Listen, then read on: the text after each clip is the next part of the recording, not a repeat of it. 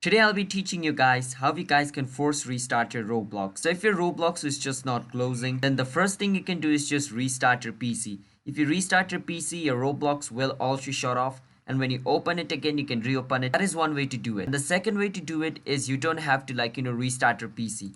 You just want to search over here for Task Manager. Once you search for Task Manager, click on Task Manager. Once you click on Task Manager, your Task Manager will open up over here. And why we want Task Manager is because in Task Manager, every single app which is running on your PC, whether it's in background or in front, is going to be shown. So since our Roblox is running over here, our Roblox is being displayed.